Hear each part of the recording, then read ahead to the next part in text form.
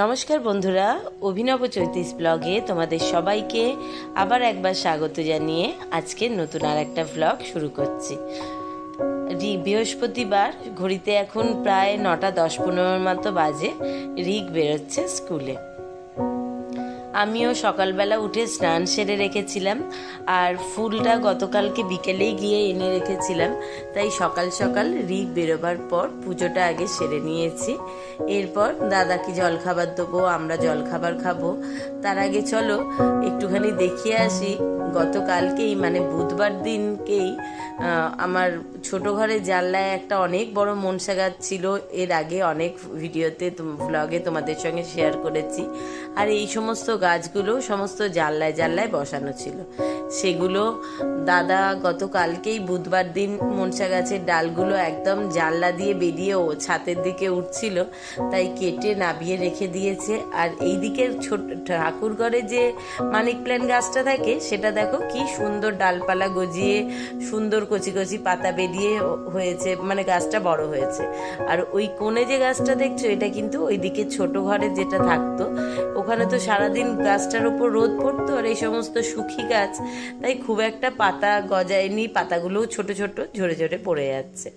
আসলে কারণ হচ্ছে দাদা মানে প্রায় লাস্ট 1 মাস ধরেই ভীষণ আমাকে বলছিল, বকাবকি করছিল, কিন্তু আমি আজ করব কাল করব করে সময় হয়ে উঠছিল না। দাদার রাগের কারণ হচ্ছে কোনো জানলাতে কোনো টব গাছ রাখতে দেবে না। এমনকি জবা গাছটাও বলেছে যে নাবিয়ে দিতে নিচে, ওটাও সেরা বলে নয় ছাদে নয় নিচে রেখে দিয়ে আসবার জন্য। কারণ হচ্ছে এই যে দেখতে পাচ্ছ লোহার গ্রিলটার ওপর টবগুলো বসানো থাকে, রেগুলার জল পায়, তাই সেই জন্য মরচে পড়ে পড়ে পুরো পুরো জানলার গ্রিলগুলো নষ্ট হয়ে যাচ্ছে, চামড়গুলো খসে খসে পড়ছে। আর দাদার ভীষণ ভয় যে কোনো কারণে যদি বাই চান্স লোহার রডটা মরচে পড়ে ভেঙে টপটা নিচে পড়ে কারোর কোনো ক্ষতি হয়, কারোর মাথায় ঘাড়ে পড়ে যায়, একটা ভয়ঙ্কর রকম বিপদ ঘটতে পারে। সেই জন্যেই এই প্রচেষ্টা আর কি। তো গতকালকেই বুধবার দিন সমস্ত ওই দেখো ওই যে কোণে একটা মনসা গাছ ছিল, কেটে নাবিয়ে দিয়েছে। তারপর আমার মায়ের হাতের কৃতিত্ব, কোথাও লঙ্কা গাছ তো কোথাও কুমড়ো গাছ, যে টবই ফাঁকা থাকে সেখানে নিয়ে কোনো না কোনো দানা বসিয়ে দেয়, আর সেখান থেকে বেশ সুন্দর গাছপালাও হয়ে যায়। তো ওই যে বাইরে দেখলে গাছপালাগুলো নাবিয়ে রেখেছি, শুধু এই তুলসী গাছটাই এখানে থাকবে। আর রিক এই বেলফুলের গাছটা কিছুতেই নাবাতে দেবে না। তো কি আর করা যাবে, বেলফুলের গাছটাও আপাতত রয়েছে, পরে ওইটার আর জবা গাছটার কিছু একটা ব্যবস্থা হবে। আর এই যে বলছিলাম কুমড়ো গাছের কথা, মা একটা কুমড়ো গাছ বসিয়েছিল বেশ 2-4 মাস আগে। সেখান থেকে সুন্দর লম্বা ডালপালা বেরিয়ে গাছটা বড় হয়েছিল। তো গাছগুলো নাবিয়ে দেওয়ার জন্য ওই কুমড়ো শাকটা যতটুকুনি কচি ভালো পাতা ছিল সেগুলো কেটে রেখেছি, আর বাদবাকিটা ফেলে দিয়েছি, কারণ সেগুলো একটু পাকা পাকা হয়ে গেছিল।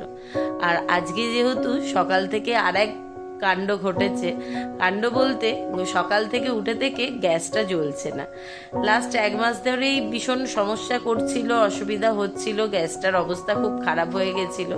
দাদা যদিও বলেও ছিল যে নতুন একটা নিয়ে নেওয়ার জন্য, তো আমি বললাম ঠিক আছে, যতদিন চলছে চলুক, তারপর দেখা যাবে। তো এখানে সকালবেলা থেকে রান্না বান্না তো কিছুই করে দিতে পারিনি রিককে। রিকও আজকে স্কুলে বা দাদা বাজার থেকে সকালে গিয়ে কচুরি কিনে এনেছিল সকলেরই জলখাবারের জন্য। তো রিক সেই কচুরি তরকারি খেয়েই স্কুলে গেছে। আজকে যেহেতু বৃহস্পতিবার, এসে বিকেলে বাড়িতে ভাত খাবে, তাই তার সকালবেলা জলখাবার কিনতে গিয়ে একবারে বাজারটাও করে নিয়ে চলে এসছে। আর আমি ওদিকে কুমড়ো শাক কেটে রেখে দিয়েছি। আর এখানে যেন তোমাদের দাদার অফিসে আরেক দাদা, ওনার সঙ্গেই কালিগ কাজ করেন, তো তাদের বাড়িতে খুব ভালো পেয়ারা গাছ, জামরুল গাছ, বিভিন্ন রকম ফলের গাছ আছে।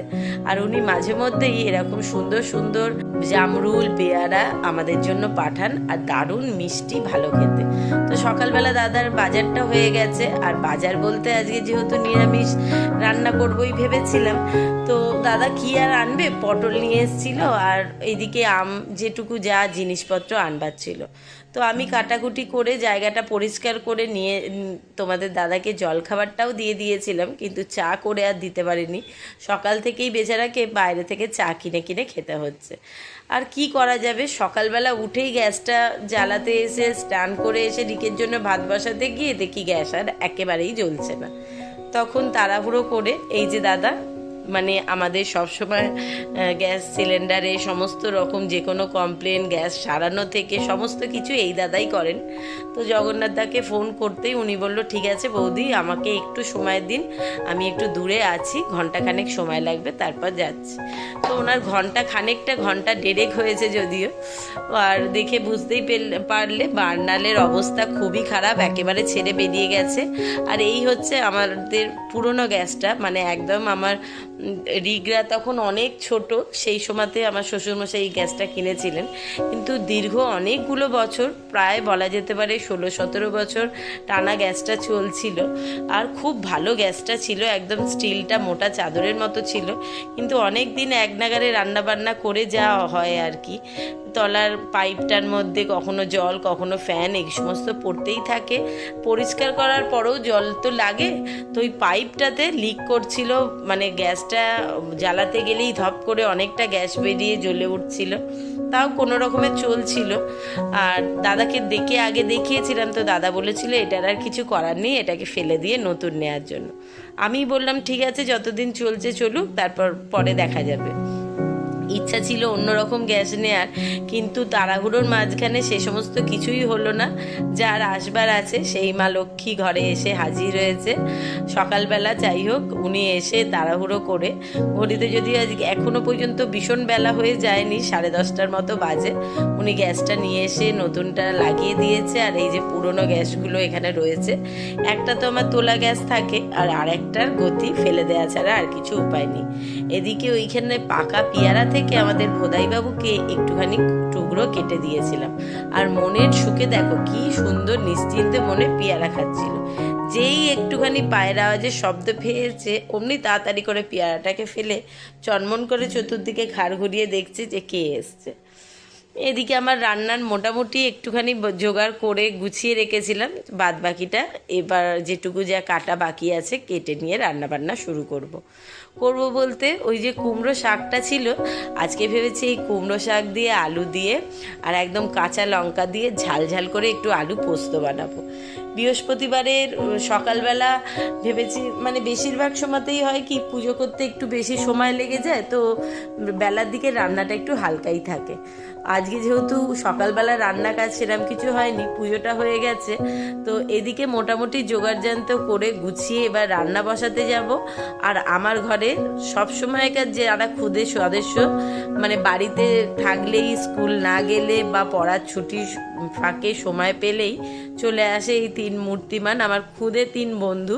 তারা এসে বসে নয় কার্টুন চালিয়ে দাও, নয় মাছ দেখি, নয় পাখির সঙ্গে খেলা করি, এই সমস্ত করতে থাকে।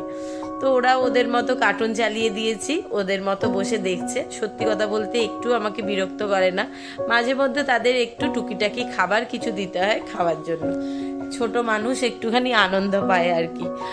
তো এদিকে আমি আমার রান্না বসিয়ে দিয়েছি, কুমড়ো শাক দিয়ে আলু দিয়ে পোস্ত করব। তার জন্য একটুখানি লবণ, মিষ্টি, সামান্য যেহেতু শাকটা রয়েছে, গুঁড়ো লঙ্কা, হলুদ সব দিয়ে একটু ভেজে নিয়ে জল ঢেলে এটাকে সেদ্ধ বসিয়ে ওদিকে পোস্তটাকে বেটে নেব। যেহেতু কুমড়ো শাক একটু খসখসে, একটু শক্ত হয়, একটু ওটা জলে ফুটতে লাগে। লাউ শাক হলে তো ভীষণই নরম শাক, তাড়াতাড়ি হয়ে যায়। তো ওটা হতে হতে এখানে পোস্তটা বেটে নিয়েছি, আর শাক আলু দুটো নরমও হয়ে গেছে। পোস্তটা নাবিয়ে নিয়ে বসাবো বিউলির ডাল। বিউলির ডালটাকেও যদিও আমি আজকে সেদ্ধ করে রেখেছি আগেই, শুধু সাদলাবো আর ফোড়ন দিয়ে নামাবো। আর এই বিউলির ডালের সঙ্গে পোস্তর কম্বিনেশনটা, পোস্ত যদিও সমস্ত কিছুতে, সে নিরামিষ থেকে আমিষ রান্না বা শুধু খেতেও, সব রান্নাকেই একেবারে শীর্ষে পৌঁছে দেয়। যারা মানে আমি একটু ঘটি বাটির তফাৎ না করেই বলছি, যারা এদেশীয় মানুষ বা যারা বলা যেতে পারে ঘটি আর কি প্রকৃতপক্ষে, তাদের কাছে পোস্ত কিন্তু, মানে পোস্তের স্বাদটা কিন্তু একদম স্বর্গসুখের মতো। বৃহস্পতিবার একদম লক্ষ্মীবারে একদম নতুন গ্যাসে রান্নাবান্না শুরু করে হয়ে গেছে অনেকক্ষণ আগেই। আর দেখতে কিন্তু খুব সুন্দর লাগছে যতক্ষণ এই স্টিকারগুলো লাগানো আছে। যদিও দেখলাম এই গ্যাসের চাদরটাও, মানে স্টিলটাও বেশ মজবুত, শক্ত পক্ত, ভালো। এবার দেখা যাক এটা কতদিন চলে। এদিকে আজকে মনে করেছি একটু ডিমের ভাপা করব। দাদা সকালবেলা বলেই গেছিল যে রিক বাড়িতে এসে খাবে, তাহলে একটু মাছ নিয়ে আসবে।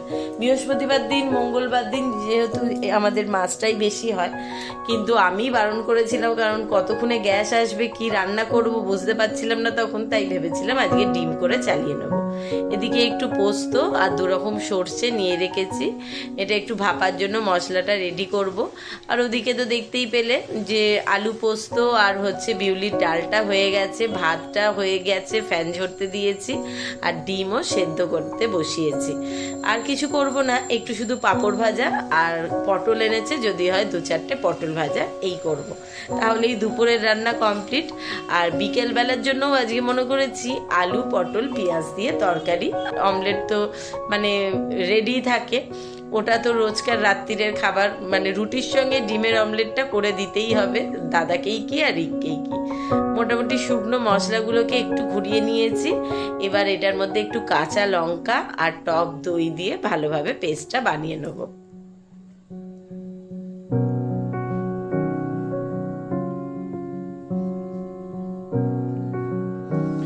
মশলা এখানে রেডি, মানে টিফিন কৌটোটার মধ্যে যেন একটুও না জল থাকে, ওই জন্য একটু শুকনো করে পরিষ্কার করে রেখেছিলাম, তার মধ্যে পেস্টটা দিয়ে দিলাম। আর যেমন নর্মাল ভাপা হয়, একটুখানি লবণ, একটুখানি পরিমাণ মতো সর্ষের তেল, কাঁচা সর্ষের তেল আর কাঁচা লঙ্কা দিয়ে, আর সামান্য একটুখানি হলুদ লঙ্কা গুঁড়ো এই ডিমের গায়ে মাখিয়ে নিলেও হয়, আবার ওই ভাপাটার মধ্যে দিয়ে দিলেও হয়। ডিম এমনি ভীষণ লোভনীয় একটা খাবার, বাচ্চা বড় সকলের যে কোনো রকমভাবেই ডিমটা খেতে পছন্দ করে আর খায়ও। আবার সেটা যদি এরম ভাপার মতো করে হয় তাহলে তো তার টেস্ট আরও বেশি বেড়ে যায়। এমনি দেখেই একটা লোভনীয় একটা ব্যাপার চলে আসে।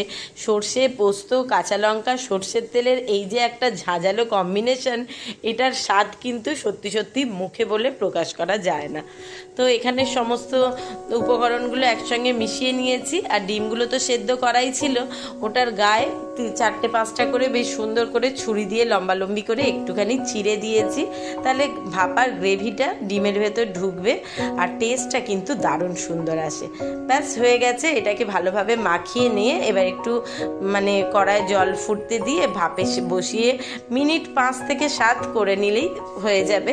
ওদিকে বাদবাকি রান্নাও সব কমপ্লিট হয়ে গেছে, শুধু দাদা আসলে ওকে খেতে দেবো, তারপর ও অফিস বেরোবার পর আমার খাওয়া দাওয়া। কারণ রিক আস্তে আস্তে তো প্রায় বিকেল 5টা, এতক্ষণ অবধি আমি আর ওয়েট করি না, ও এসে ওর বিকালের খাবারটা খায়। যদিও ওকে একটুখানি টিফিনও দাদা বেরোবার সময় কিনে মানে পয়সা দিয়ে দিয়েছিল কিনে নিয়ে যাওয়ার জন্য। তো এখানে এই যে ডিমের কারি মানে ডিমের ভাপা রেডি, দাদাকেও খেতে দিয়ে দিয়েছিলাম তুলে, ওই জন্য মাঝখানে জায়গাটা ফাঁকা। এরপর ও অফিস বেরিয়ে যাওয়ার পর আমি আমার খাবার নিয়ে বসবো। তো দাদা পটল ভাজা খেতে চাইছিল না, তাই দাদার জন্য আর করে দিইনি, ওকে একটু পাঁপড় ভাজা বিউলির ডাল পোস্ত ডিম ভাপা এই দিয়েই খেয়ে নিয়েছে। কিন্তু আমি পটল ভাজা খেতে ভীষণ রকম ভালোবাসি, আবার সঙ্গে যদি থাকে বিউলির ডাল, মানে বিউলির ডাল পোস্ত আমাদের বাঙালিদের কাছে এটা একটা অমৃত খাবার দাবার। তো সেই জন্য আমার জন্য আলাদা করে একটু পটল ভাজা বসিয়েছি। আর এদিকে তো দাদার খাওয়া দাওয়া অনেকক্ষণ আগেই হয়ে গেছিলো, সেও রেডি হয়ে নিয়েছে অফিস বেরোবার জন্য। চলো একটু বাইরেটা গিয়ে দাঁড়াই।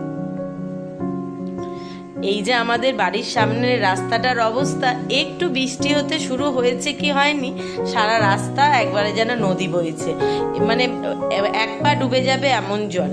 বাড়ির সামনে সারাক্ষণ এরকম জল জমা থাকলে ভীষণ বিরক্ত লাগে, কোথাও যাতায়াত সব কিছুতেই একটা অস্বস্তি।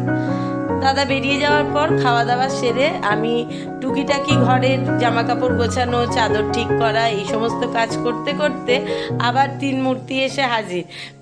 বলছে কি বিকেলবেলা ঘরের মধ্যে খেলা করছিলাম, তাই মনে হলো আন্টির কাছ থেকে একটুখানি ঘুরে আসি। তো তারা আমার ঘরে বসে তাদের মতো খেলাধুলা করছে, এখানে বসে বসে লুকোচুরি খেলছে 3 জনে আমার সঙ্গে। তো আমিও ওদের সঙ্গে একটু খেলা করি চলো। আর আজকের ভিডিওটাও এখানেই শেষ করছি। ভিডিওটা কেমন লাগলো সেটা অবশ্যই কমেন্ট বক্সে জানিও, ভালো লাগলে লাইক করো, বন্ধু বান্ধবের সঙ্গে শেয়ার করো, আর ফলো আর সাবস্ক্রাইব করতে কিন্তু একদম ভুলো না। শুভরাত্রি, টাটা। নতুন ভিডিও নিয়ে আবার খুব শিগগিরই ফিরে আসছি।